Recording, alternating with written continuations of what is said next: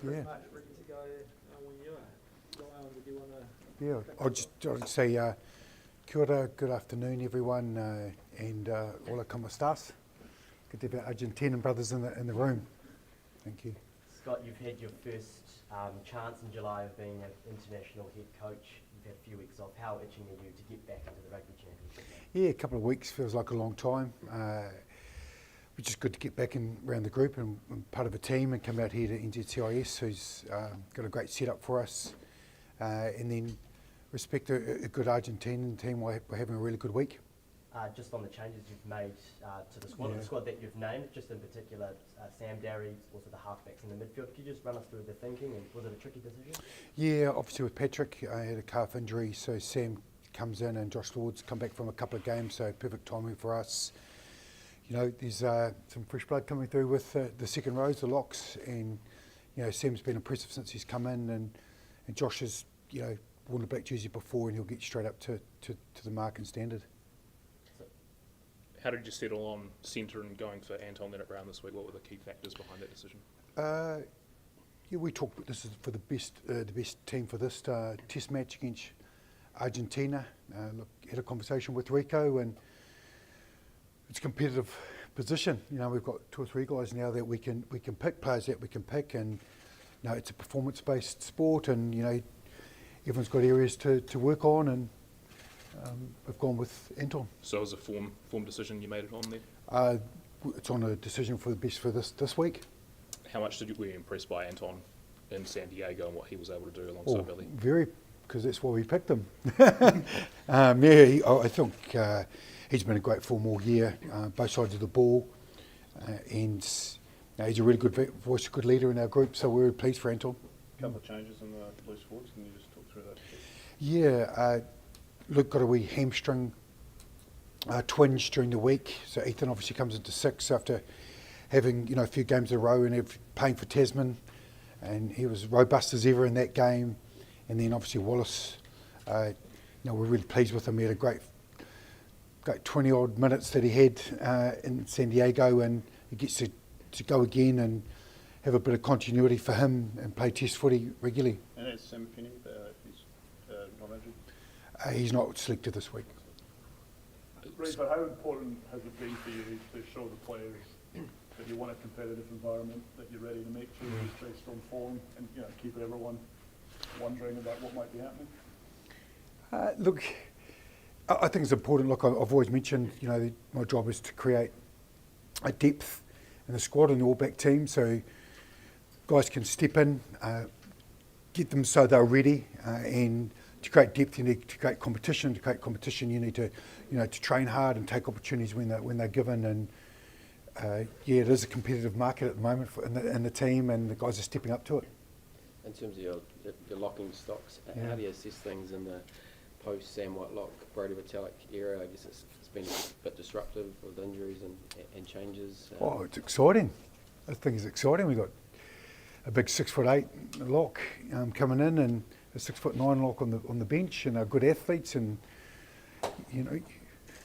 when someone retires, someone gets an opportunity, and it's their opportunity. So we set them up the best we can to perform, and they've done it themselves as well. They've owned the role and the opportunity this week, and now it's Saturday night with a performance, so they can, keep their jersey. Does the All Blacks' recent record in Wellington give you cause for any concern? My concern's on performance. That records look after themselves, so our focus is on respecting the Argentinians with a great week of prep. I understand you're on the sideline for Will Jordan's game for Tasman last week in Christchurch. What did you see from him, and how's his readiness for Test rugby? I saw a decent try, his trademark try, and anticipation off the ball. He's in good nick. He's fit. He's ready to go. Obviously, Bowden's been exceptional, and to have Will Jordan coming off the bench to make an impact special in it. So, a couple of guys in available around the 15 jerseys, great. And just on that bench, the explosiveness, you look at some of those players, Rico, Will, Wallace as well. How much does that factor into your thinking, the bench impact, and what do you want out of that? Well, you pick a 23. Sometimes you start with the bench to look and the impact and how the team's going to finish and how they complement each other. And so obviously Rico can play 13 wing, and Will can play fullback and wing as well. So utility factor is really critical, and the depth in the competition we talked about, Gregor, and those guys can create an impact off the bench with with their speed. Coach, you've retained Sevu and Caleb on the wings. Sevu and Mark Talia on the wings. How tempting was it to look at the power game of Caleb? Yeah, there was a long conversation, real long conversation for all of us. Caleb took his opportunity, and so did the other two wings. So it's a balance of the two, but Caleb's right there. I'm really pleased with him, and it was fine margins on the call. In terms of concentrating, I guess, on the task in front of you, Yeah. you've got an important trip to South Africa coming up. I'm sure you guys, management coach, are looking ahead to that. But how do you keep the players' minds on, I guess, on this job right now? Although they're clearly focused on last week, and Artie's done a great job. He stepped in there for Scott, and history's not far ago that they had an incredible game against us. They're passionate. They've got a hell of a forward pack. They're they're well coached. So on their day, they don't get to the final four in the World Cups without having a serious test team, and we're focused on them really clearly. From July to the Rugby Championship, where are you looking for progress? So again, sorry? From 3 tests in July to the Rugby Championship, obviously different opposition. Where do you want to see progress in your game? Look, defensively we've been really pleased. The stats and tackle stats and outcomes, and they've given us opportunity to win games on the defensive side, and we're just to grow our ability with the ball to create some more opportunities and execute them. In those first two test matches we created a lot of opportunities early, didn't execute. We got into an arm wrestle and the games got close. So that's been a focus to execute, but keep trusting our skills, still be courageous. We want to play it 2-3 different ways depending on who's in front of us and with the weather.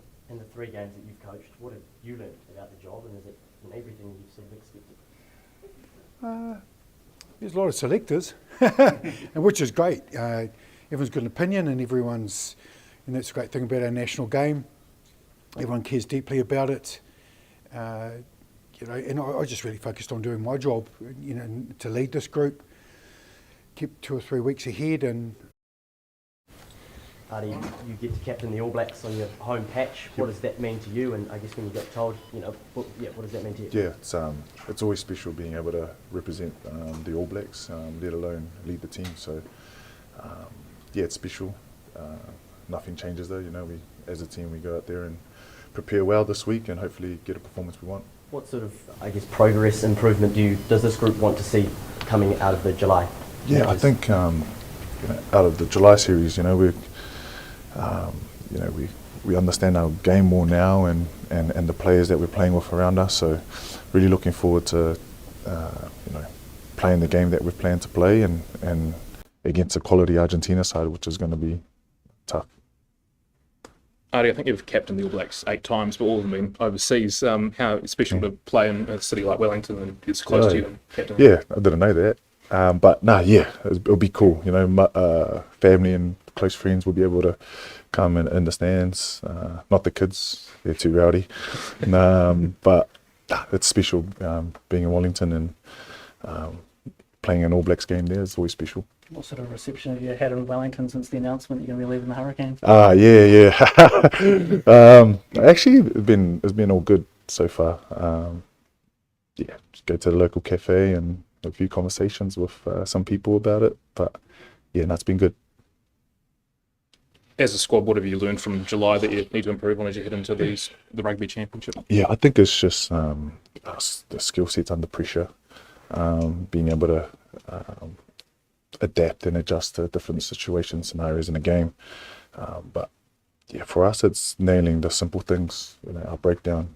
Argentina have got quality players in their team, from the forwards to the backs, that can attack that. So our game can't run without our breakdown. So we need to sort that out. It's mainly all the simple things in our game that we need to nail. A couple of new loose forwards in the mix now. What sort of changes can we expect from that group? Wouldn't say new with Scratch and Puppy. Played alongside them during our COVID-19 tour that we toured overseas, and they're hard-working men, and they move and they work and they grind. So it's going to be exciting and be awesome to play with them too. And Wallace is ready for step up to the Rugby Championship. Yeah, Wally's been awesome, mate. Like, so impressed in how he's handling himself, how he walks. It's a true testament to himself and how he's been brought up. But yeah, he's really impressed not only myself but many others and how he operates. How do you like the format of playing the 2 games against Argentina at home and the 2 games against South Africa away rather than sort of splitting them? Yeah, for me personally, it doesn't really matter. We're playing whoever week in, week out. It's the same. So if we got a game on Saturday, we prep how we need to prep and go out there and try and play the best we can. You don't feel like it makes it tougher having to play the world champions away twice? There's always something special going over to South Africa and playing twice, but that's why we play footy, is to challenge ourselves as rugby players and go and play the best. So it will be tough, but it's exciting as well. Has it felt like you were through July that this team under new coaches has still been a bit of a work in progress, and how much of a jump do you think you can take into the Rugby Championship? I think during July we had camps before that, and Razor and his team have done an awesome job coming in and really stamping their mark and what we need to do as a team. And I think the more time we spend together, the better we're going to be. And coming into camp this week and this week, just shows that we're a step ahead and we want to. So Razor's done an amazing job in bringing the boys together, and us as leaders need to drive what we need to in terms of our game. I guess you lost a bit of experience in the locking department with Paddy and Scott not being available. What have you made of the way that Tupu and Sam have stepped in there? Yeah, Tupu's been awesome. Sam's impressive again, come into the team and he's leading well. The boys are, this is what is expected as an All Black. You come in, if you put in the team, you do your job. Arnie here from Argentina. I have 2 questions. I remember the last time we saw you was in the World Cup when you were awarded best player. But how are you preparing for this Rugby Championship? Getting to know, of course, you first have Argentina, then you have South Africa. Is it a little bit of a revenge? Let me know your thoughts. Welcome. Thank you very much. I think for us, we're not even worried about, I wouldn't say worried, we're not focused on South Africa yet. Argentina, a strong quality side, and the last time we played them was the quarterfinals at the World Cup. So understanding our opponent in terms of their mindset of, they may be holding that in terms of this game this week. But our focus is Argentina 1. And this week, that's how we've been prepping, and they've got real class players in that squad, and we can't go and be thinking about South Africa in 2 weeks. We need to focus on what we need to do this week. And also, now that you're going to be captain, we saw that you follow Leo Messi on Instagram, right? Yeah. You like football? A little not bit. That much? Oh, I love it. Yeah, I love players. Yes. Okay. Yeah. I love Messi. Okay, that's good, because Messi has been captain of Argentina, that were world champions, but he's been captain for a lot. In Argentina, football is like the most popular sport. Yes. And when you come to New Zealand, rugby is the most popular sport. And now that you're captain, can you tell me the good, nice things of being a captain and a role model? But also, is it like a pressure? Do you find like some tough things? Obviously there's a lot of expectation in terms of being able to lead your men and set up the week with the coaches. But for me, pressure is a privilege, and I'm honoured and grateful to be in the position I am today, and that's the mindset that I try and walk every day. And when you have that mindset, the pressure is kind of not there. So, it is a lot of expectation, but it's something that I love to walk towards, and a lot of the leaders in the team love to walk towards. Is it nice to be compared to Leo Messi? Nowhere near his caliber. Yeah.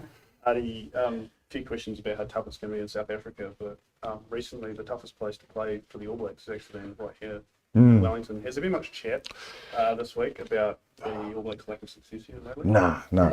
As players, we put too much focus on that. We lose focus of what we need to. And you know, people, that's a cold reality that we don't perform well in Wellington. And for us, we don't talk about that, but we can talk about each day that we try now in our preparation, and hopefully get the dub on Saturday. As a local, any ideas of why that is? Why have it? I don't know. I'm not too sure. I think Wellington's just a hard place, you know. It's great atmosphere, great weather, everything about it. It's just Thank you, Artie. sweet tea. Have a great day.